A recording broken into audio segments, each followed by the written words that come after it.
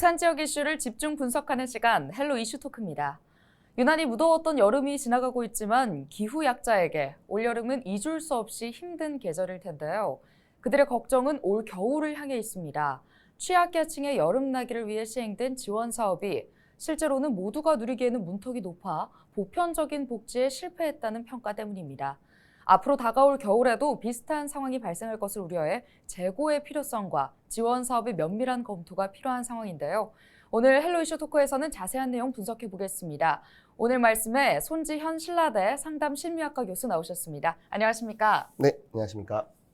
네, 올해 폭염이 심상치 않았습니다. 이럴 때일수록 주목해야 되는 사람들이 있는데요. 제가 앞서 기후약자라는 단어를 언급했는데 최근 언론에서도 자주 들리는 것 같습니다. 기후약자, 어떤 의미입니까? 네, 사실 기후약자라는 표현은 좀 생소하긴 하실 겁니다. 네. 오랜 기간 동안 저희는 약자라는 표현보다는 아마 취약계층이라는 표현을 좀 더 많이 사용했는데 아마 정부 기조와 맞물려서 용어를 지금 좀 바꾸고 있는 것 같습니다. 네. 사실 오랜 기간 생각해 보시면 우리 사회에서 다양한 원인으로 인한 사회적 어려움들을 겪으셨던 분들이 계십니다. 경제적 어려움을 인한 취약계층이 있으셨고, 네. 연령으로 인한 취약계층, 혹은 심리나 정서, 신체적인 부분으로 인해서 발생되는 취약계층까지 있었죠. 네. 이제는 저희가 살고 있는 사회에서 기후가 바로 그 위기, 사회적 어려움이 됐다라고 보여질 것 같습니다. 그래서 네. 사회적 취약계층의 한 분야로서 지금 기후약자에 대한 논의가 시행되고 있다고 보여지고요. 좀 더 간단하게 말씀드리면 최근에 발생된 용어로 가장 쉽게 설명하면 기후변화로 인한 위기를 좀 더 체감하고 여기에 대한 대응이 어려운 취약계층을 저희가 기후약자라고 표현할 수 있을 것 같습니다. 아, 네. 최근에 이 단어를 공공복지 영역에서 살피는 이유가 따로 있을까요? 네, 사실 재난은 누구에게나 보편적이거나 공평하지만 재난으로 인한 피해는 상대적이다라는 이야기가 있습니다. 사실 굉장히 이 분야에서는 오래됐던 이야기입니다. 누구나 다 겪는 어려움이다라고 생각하지만 사회적으로 혹은 좀 더 취약하다는 분들이 분명히 발생하고 있다는 이야기죠. 저희가 기후위기에 대해서 공공이 개입해야 된다라고 한다면 크게 아마 두 가지 방향이지 않을까 생각합니다. 두 가지요. 네, 첫 번째는 아마 원인에 대한 이야기를 한번 해야 될 것 같고요. 네. 두 번째는 아마 지금 겪고 있는 이 상황이 좀 더 누구에게 심각한지에 대한 상황에 대한 점검이 조금 필요하다고 생각이 듭니다. 아, 네. 먼저 원인에 대한 이야기를 한번 해보면 지금 기후위기를 발생시켰을 때 누가 가장 큰 역할을 했을까? 네. 네, 사실 이렇게 생각해보면 국제적인 보고서와 국내적인 보고서가 있지만 국제적인 보고서에 따르면 우리가 소위 말하는 선진국이라고 하는 경제적으로 성장한 국가들이 기후위기를 발생시키는 데 있어서 가장 큰 역할을 한다고 알려져 있습니다. 그렇죠. 네, 거기다가 우리나라도 가입되어 있는 G20 같은 경우에는 G20 같은 경우에는 G20가 전 세계에 발생되는 탄소 배출량의 80%를 차지한다고 알려져 있으니까요. 사실 그 책임을 좀 가져갈 수 있을 것 같고 국내 보고서에서도 비슷한 이야기가 나오고 있지만 조금 더 경제적인 수준이 높으신 분들이 사실은 기후 발생을 좀 더 많이 시키는 것으로 알려져 있습니다. 그러니까 네. 사실 생각해 보시면 경제적인 문제의 원인은 조금 더 경제적인 부분이 있고 저는 그걸 뭐라고 하는 건 아닙니다. 경제적인 네. 부분을 발전시킴에 있어서 큰 역할을 하고 거기에 대한 상대적인 성과도 높이 가져가셨던 분들이 만들었던 혹은 원하진 않았지만 발생시켰던 이 원인을 기후 취약이라고 하는 대부분의 국민들, 대부분의 시민들이 이 경험을 같이 가지고 있다는 점에서 원인에 대해서 사회성이 분명히 있다고 보여집니다. 네. 두 번째는 방금 말씀해 주셨던 것처럼 기후약자라는 표현이었죠. 조금 더 상대적으로 기후약자들이 겪고 있는 어려움이 크게 나타나고 있다는 겁니다. 제가 국내와 국제적인 걸 다시 말씀드렸는데 국제적인 걸 봤었을 때는 개발도상국이라든지 아프리카 국가부터 동남아 미 남부 지역들 그리고 동남아까지 이어지는 이 전체적인 과정에서 그 개발도상국이 가지고 있는 어려움이 상대적으로 크게 나타나고 있고요. 네. 그 보고서에 내서 젠더나 성별이나 젠더 혹은 연령, 계층, 민족 이런 여러 가지 요인들이 나타나는 걸로 되어 있습니다. 국내 보고서에서도 비슷한 보고서가 등장하고 있는데요. 연령이나 혹은 취약계층, 우리가 이야기 노숙인 분들이라든지 이런 분들이 겪는 어려움이 상대적으로 더욱 높은 거라고 나타나고 있습니다. 생각해 보시면 원인과 그리고 그 원인을 통해서 발생됐던 이 현상을 겪고 있음에 개인이 스스로 해결할 수 없는 분들이 분명히 발생했고 이에 따라서 국가가 혹은 공공이 개입해야 되는 이유라고 보여집니다. 아, 네. 그리고 지금 우리나라 같은 경우는 사계절이 뚜렷합니다. 각 계절별로 기후약자가 존재할 수 있을 것 네. 같은데요. 지금은 비교적 더위가 누그러졌지만 올여름에는 특히 폭염이 심해서 애로사항이 많았을 것 같습니다. 여름철 기후약자들에게는 공공복지 정책이 절실했을 텐데 이들을 위한 복지가 따로 있었나요? 네, 사실 올해 폭염이 굉장히 심각했었는데요. 네. 2018년도 재난 및 안전관리기본법 개정을 통해서 우리나라 같은 경우에는 폭염이 자연 재난에 포함되기 시작했습니다. 네. 그러니까 2018년도부터 자연 재난을 겪는 대상자 혹은 시민들이나 국민들에게 조금 더 많은 지원이 이제 이루어지고 있다고 보고 있고요. 최근에는 폭염 속에서 작업을 하는 작업인에 대한 지원법까지 고려되고 있는 상황이니까 그 대상은 조금 더 넓어지거나 보편적으로 해석이 되고 있다고 보여집니다. 다만 말씀해 주셨던 것처럼 가장 직접적인 사례들을 몇 가지를 좀 생각해 보면 가장 직접적인 건 역시 냉난방비 지원이라고 볼 수 있겠죠. 직접적으로 냉난방비를 지원하고 있고요. 그리고 재난 취약계층이 사용할 수 있는 뭐 무더위 쉼터 사업에 대한 홍보, 그리고 일부 지역 같은 경우에는 무더위 쉼터를 확대시켜서 야간 쉼터가 있고요. 주거 취약지점 대표적으로 이제 쪽방촌 지역이라고 볼 수 있는데 이런 지역에서는 뭐 안개 분사기라고 부르죠. 그 물방울 안개 분사기가 있고 네. 이동형 미니 에어컨 설치 등을 좀 지원하고 있습니다. 부산에서도 뭐 이번 달 6일이었죠. 모든 경로당을 무더위 쉼터로 좀 지정하겠다라고 네. 이야기하면서 부산시에서 그 작업을 시작했었고요. 몇몇 지자체에서는 살수 작업이라든지 취약계층에 대한 안부 전화 확인 전화를 좀 하고 있고 재해 구호 기금을 통해서 좀 냉난방비 뭐 용품을 좀 지원하는 이런 이야기들을 조금 하고 있습니다. 물론 민간 기관에서는 개별적으로 더 많은 정책들을 시행하고 있습니다. 네, 경로당을 복지 쉼터로 개방했다 말씀해 주셨는데 모두를 위해서 복지가 이루어지고 있다는 생각이 드는데 이게 모든 시민이 대상이 아니었다고요? 네, 그렇게 볼 수 있습니다. 먼저 우리가 처음에 말씀드렸던 것처럼 기후위기 문제가 단순하게 노인에게만 국한된 게 아니라 네. 더 많은 사람들이 보편적으로 겪고 있는 문제다라는 인식을 저희가 하고 있으면서도 지원 방법에 대해서는 보편적 복지로 경로당을 열었다. 물론 경로당 말고 일부 시설을 더 이야기를 하고 있습니다. 네. 근데 2,000개가 넘는 시설 중에서 주로 경로당이 한 8, 90%가 되니까 대부분 경로당 중심이라고 봐야 될 것 같은데요. 이 이야기는 좀 지적해 볼 필요가 있습니다. 뭐 말씀드렸던 것처럼 기후위기 어려움을 직접적으로 겪는 것은 저소득계층, 장애인, 노숙인, 뭐 아동 등과 같은 기존에 있는 취약계층으로 알려진 대상과 동시에 농어민, 건설 노동자, 혹은 배달하고 있는 배달 노동자들이라든지 이런 네. 특수직역에 있는 노동자들까지 업무 특성을 반영한 그 폭까지 굉장히 넓어지고 있는 게 사실입니다. 네.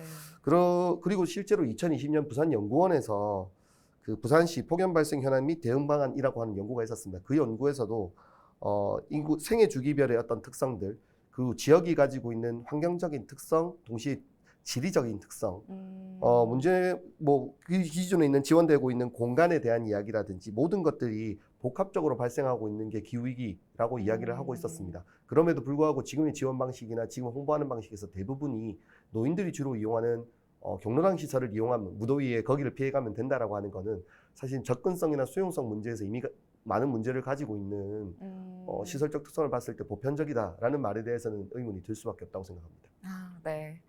이 부산시는 무더위 쉼터로 지정된 경로당에 냉방비를 지원하고 있습니다. 그러면서 이게 이 보편적 복지 실현이라고 상당히 내세운 걸로 알고 있는데요. 여기서 볼 때 현실은 조금 다른 것 같습니다.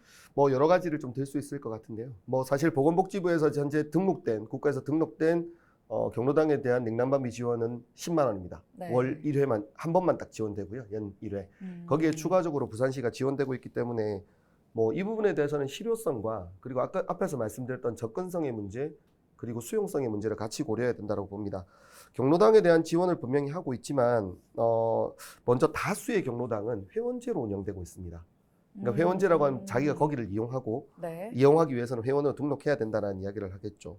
추가적으로 아파트 지역이나 이런 특수한 네. 지역에서 발생됐던 경로당 역시 접근성이 낮아질 수밖에 없습니다. 기존에 회원으로 등록하지 못한 분이 갑작스럽게 무더위를 피해서 쉼터를 이용하겠다라고 했었을 때 네. 과연 기존에 있는 어르신들이 가지고 있는 그 반응이 어떻게 등장할 건지 네. 동시에 또 아마 제가 보기에 기존의 어르신들이 그렇게 잘 지내고 계신 공간에 가서 나 더위 피하러 왔습니다라고 이야기하실 정도에 되시는 분이라고 한다면 네. 아마 이미 다른 곳에서 무더위를 피할 가능성이 있을 거라고 보여집니다. 네. 그래서 이거는 사실은 뭐 문제가 있을 거라고 보고요. 동시에 또 아마 선한 마음, 뭐 선하다는 표현이 좀 그렇긴 합니다만 그런 분들이 좀 피해서 우리 경로당을 이용했으면 좋겠다 하시는 분들이 계실 수도 있는데 그 아마 오며 가며 보셨던 분들이 계시겠지만 현재 부산에서 사용되고 있는 대부분의 경로당이 시설들이 노후화되고 열악합니다. 네. 수용 공간이 좁고요. 그렇기 때문에 많은 시민들이나 일반적인 뭐 원하시는 분들이 마음 놓고 이용하기에는 한정적이라고 볼 수밖에 없습니다. 이런 과정에서 뭐 단순하게 경로당을 통해서 지원하겠다. 이거는 문제가 있을 것 같습니다. 아, 네. 이걸 부산시가 몰랐던 걸까요? 만약에 알고 그랬다면 이건 보편적인 복지가 좀 아니고 알고 그랬어도 문제가 있어 보입니다. 어떻게 생각하십니까? 동의됩니다. 사실 이 부분에서 제가 부산시 정책 결정자가 아니기 때문에 네. 저희가 완벽하게 혹은 정확하게 뭐 판단할 수는 없을 것 같은데요. 네. 뭐 다만 기본적으로 한 3가지 정도로 좀 정리해 보면 예상되지 않을까 싶습니다. 첫 번째는 기후 위기에 대한 인식이 좀 낮다는 인식 예상을 한번 해볼 수 있을 거고요. 네. 그렇게 부산은 기후 위기가 심각하지 않을 거야. 두 번째는 기후 위기가 심각하다고 인식을 했다고 한다면 어떻게 대응해야 될지에 대한 방법을 모색하지 못한 경험의 부족에 문제가 있을 것 같고요. 마지막 세 번째는 경험도 있고 여기에 대한 인식도 있지만 못했다고 한다면 아마 예산 지원과 같은 현실적인 제약 조건이 있었을 거라고 보여집니다. 네. 그렇게 한번 생각해 보면 제가 오며 가며 혹은 뭐 다른 일로 이렇게 만났던 현장에 있는 공무원들 같은 경우에서는 기후 위기와 관련한, 왜냐하면 실제로 시민분들이 굉장히 어려워하시니까요. 네. 기후 위기와 관한 인식은 조금 높게 나타나고 있습니다.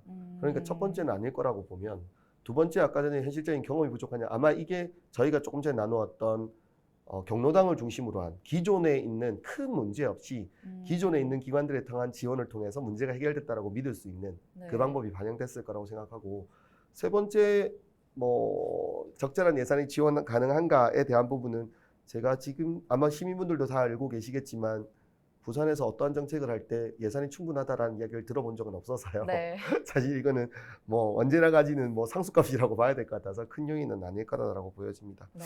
현재 두 번째가 가장 큰 원인이지 않을까 싶습니다. 아, 그렇다면 상황이 조금 나아지기 위해선 어떤 개선점이 필요하다고 보십니까? 네, 사실은 그 경로당과 같은 기존에 이용하던 시설들을 중심으로 사용하면서 문제를 해결하겠다라는 인식은 좀 벗어나야 될 거라고 생각합니다. 네. 폭염 이제 그리고 앞으로 날 혹한과 같은 기후위기의 어려움을 특정한 대상이나 특정한 조건을 중심으로만 해석하겠다라고 하는 것보다는 모두의 어려움, 모든 시민의 어려움이라 인식하고 지원 대상과 지원의 폭을 좀 다양하게 넓히는 것을 기본 방향으로 좀 삼아야 되지 않을까 싶습니다. 네. 가장 기본적으로 했었을 때 실질적으로 뭐 예를 들어 이번에 나온 이야기를 한번 해보면 무더위 쉼터 같은 경우에서 무더위 쉼터의 지정을 지자체에서 결정을 하는 구조가 되어 있는데요. 네. 그런 방식보다는 주민들이 혹은 시민들이 자주 이용하는 시설 혹은 공간을 중심으로 해서 이를 활용한 소규모 지원 시설을 고려하는 것은 좋은 방법이 될 거라고 보여집니다. 아, 주민 중심이라고 한다면 이 공공시설이 아닌 다른 공간을 말씀하신 건가요? 어떤 네. 기준에 대한 공간을 제안하십니까? 사실 그 회원제가 가지고 있는 문제에 대해서는 제가 이미 말씀을 드렸죠. 그리고 그 또 제안하시는 게 어떤 게 있냐면 공공기관, 우리 이제 동사무소, 이제 네. 주민자치센터, 행정복지센터라든지 혹은 복지관이라든지 혹은 은행과 같은 시설을 제안하고도 있습니다. 은행이요. 네. 네. 그럼 제가 드는 생각이 특수한 목적을 가지고 있는 공간에 목적이 없이 더위를 피한다고 하시면 쉽게 이용할 수 있을까라는 생각을 해보시면 됩니다. 그러니까 일을 하고 계신 분, 민원을 하고 있는 행정복지센터에서 난 더위를 피해서 가만히 앉아 있겠다. 그러면 혹은 그렇게 말씀하시면 제가 어떤 분이 말씀해요. 행정복지센터가 아니라 위에 강당 같은 데가 있지 않느냐. 근데 아시는 분 아시겠지만 행정복지센터도 이미 강당의 프로그램들을 다 진행하고 있습니다. 네. 그러니까 이건 이런 식의 접근은 굉장히 어렵다고 생각하고요. 제한할 수 있는 대부분의 시설들은 혹시 주변 분들 보시면 지역에 한 5분에서 10분 정도가 물론 좀 마당발이라고 불리기도 하고 네. 뭐 요즘 서울에서도 비슷한 표현 오지라퍼 만들게 하던데 오지라퍼 이런 분들이 계시죠. 동네에서 많은 분들과 관계하시는 분들이 있지 않습니까? 네. 그런 분들이 자기의 공간을 신청하고요. 내가 무더위 공간 혹은 혹한기 쉼터로 난 좀 이용하고 싶다라고 이야기를 한다면 거기에 대해서 지원을 하고, 물론 지자체 입장에서 조금 여러 가지 불편함이 있을 수도 있습니다. 관리하는 데 어려움이 있다든지 실제로 이용자가 어떻게 된다든지. 근데 이런 식에 대한 획기적인 전환을 하지 않고서는 사실은 쉽게 방법이 만들어지긴 어렵다고 생각합니다. 실제 일본에서도 이런 사례들이 곳곳에서 등장하고 있습니다. 자기의 집을 혼자 살게 된 어르신이 자기의 집을 공유 공간으로 열어서 다른 분들이 마음 놓고 이용할 수 있도록 하고 식사도 나눠 드시고 가시고요 하는 공간을 열어놓고 있습니다. 이제 곧 무더위는 지나고 겨울이 오면 이 무더위 쉼터에서 추위를 피할 곳도 필요해 보입니다. 무더위 쉼터였던 경로당이 다시 그 역할을 할 것 같은데요. 무더위 쉼터 경로당과 비슷한 상황이 벌어질 가능성에 대해서는 어떻게 보십니까? 저는 사실은 말씀해 주셨던 문제점은 거의 그대로 드러날 거라고 봅니다. 우리가 혹서에서 겪었던 이 경험이 혹한에서 똑같이 등장할 거라는 거죠. 근데 네. 다만 그 위험성이 조금 더 커질 수 있다라는 생각은 합니다. 난방과 냉방과 관련한 부분들은 우리가 에어컨이 나와야 된다라고 네. 하는 절대적인 공간에 대한 차단이 되는 게 있는데 저희가 지금까지 진행했던 대부분의 경험들은 그 난방이 필요한 부분들은 개별 집에서 그냥 스스로 해결하는 것을 지금까지 잘 지원해 왔었습니다. 그러니까 네. 다른 사람들과 관계하지 않고 혼자서 오롯이 그 추위에 맞서서 지내야 되는 분들이 더 늘어날 거기 때문에 네. 저는 혹소에 대한 지원이 좀 더, 혹한에 대한 지원이 좀 더 많아져야 된다고 생각은 합니다. 다만 지원이 그대로 유지되는 상황에서 네. 혹소에 대한 지원도 추가돼야 된다라는 이야기인데요. 다만 지금 이야기해 봤을 때 작년에 저희가 난방비 지원을 했었지 않습니까? 네. 난방비가 갑작스럽게 올랐을 때. 근데 난방비 지원을 했던 이 경험에 좀 맞춰보면 그 난방비 지원에서 부산시가 적극적으로 대처했느냐? 저는 사실은 그렇게 하지 못했다고 생각합니다. 네. 실제로 차상위 계층 6,700가구는 포함시켰지만 더 도움이 필요하다고 생각하는 기초생활수급 대상자 6만 7천 가구를 누락시켰던 경험도 있죠. 네. 난방비 지원을 하겠다는 대상에서. 그러니까 이런 식으로 관례적이거나 방어적으로 진행하는 방식을 진행했었을 때 혹한에 대한 위험은 저희가 생각한 것보다 좀 더 크게 다가올 수 있지 않을까라는 생각이 듭니다. 네, 혹한에 대한 위험이 생각보다 크게 다가올 수 있고 이를 위해서 추가 지원이 필요한 상황인 것 같습니다. 복지 정보를 알지 못하거나 거동이 불편한 취약계층, 이 대상자임에도 불구하고 복지 혜택을 누릴 수 없는 경우가 있나요?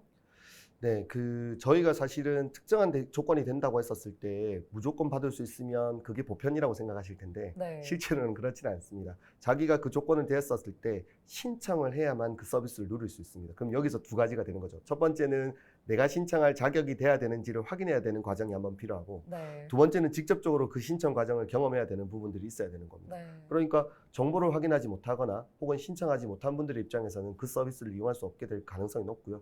그렇게 따져보면 아까 말씀하셨던 노인들이 가지고 있는 상대적인 어려움들이 더 크게 등장하는 것도 사실이긴 합니다.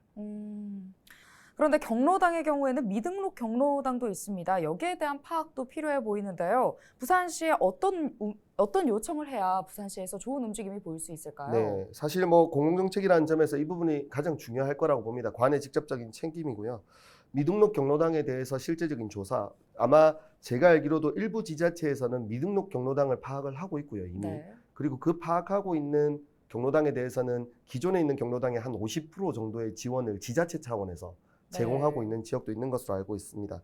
그렇기 때문에 더 많은 지원들이 있어야 됩니다. 다만 제가 지금 궁금한 거는 미등록 경로당이 가지고 있는 특성을 이해할 필요가 있다는 겁니다. 미등록 경로당을 굳이 만들었던 이유가 뭐겠습니까?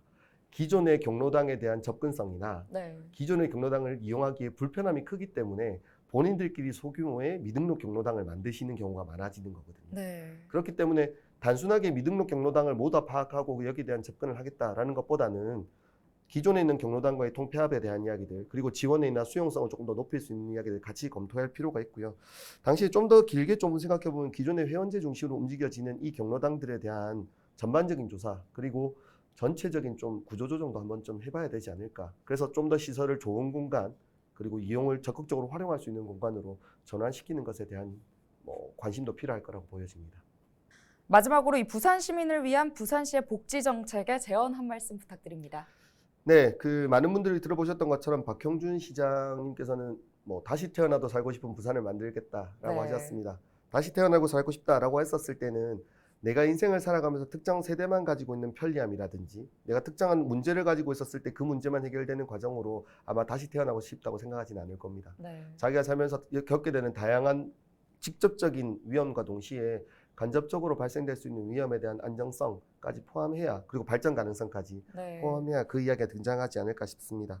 현재 이야기되고 있는 저는 기후 위기를 포함한 다양한 보편적 복지에 대한 관심이 부산의 중요한 미래 전략 중에 하나로 다루어져야 되고 그런 관심에서 앞으로 부산 시민들도 많은 관심 가지고 본인들의 어려움을 직접적으로 그리고 가볍게 잘 전달할 수 있는 기회가 많아졌으면 좋겠습니다. 네, 지금보다 현실적이고 실효성 있는 방향으로 복지 구조가 나아가길 기대해 보면서 오늘 말씀 여기까지 듣겠습니다. 고맙습니다. 네, 감사합니다. 기후위기 시대에 부산이 진정한 복지 도시가 되기 위해서는 기후 약자의 삶을 현장에서 들여다봐야 합니다.